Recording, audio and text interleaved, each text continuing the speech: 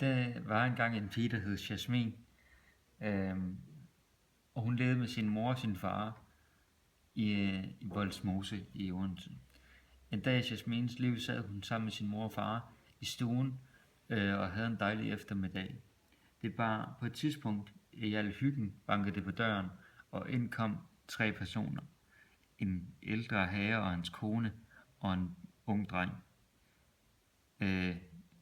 Jasmins forældre sagde hej til dem og bød dem velkommen. De var rigtig glade for at se dem.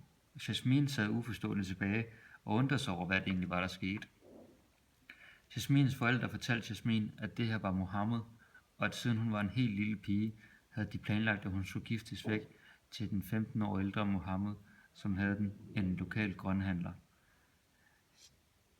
Hele den her planlægning af Jasmins liv var ikke noget, der faldt i god jord eller passede ind i, hvad hun havde af holdninger. Så Jasmin, hun løb op på sit værelse, hvor hun græd natten lang.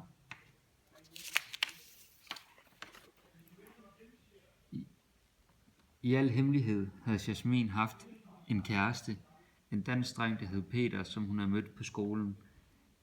Jasmin og Peter var rigtig glade for hinanden og havde længe planlagt, at de skulle på ferie og ud og rejse sammen.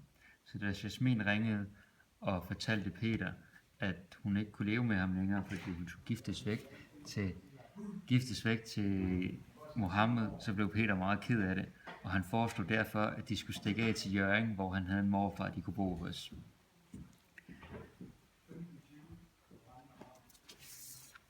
Efter nogen tid var brylluppet planlagt, og alt så ud til at skulle ende ufattelig ulykkeligt. Jasmin og Mohammed stod klar i kirken til det store ceremoni, eller i den lokale måske til den store ceremoni, og der var lagt an til en stor fest. Peter havde midlertidigt planlagt, at han ville stoppe det hele, for han ønskede at leve med Jasmin, og han ønskede, at hun skulle være fri til at bestemme, hvem hun skulle bo med.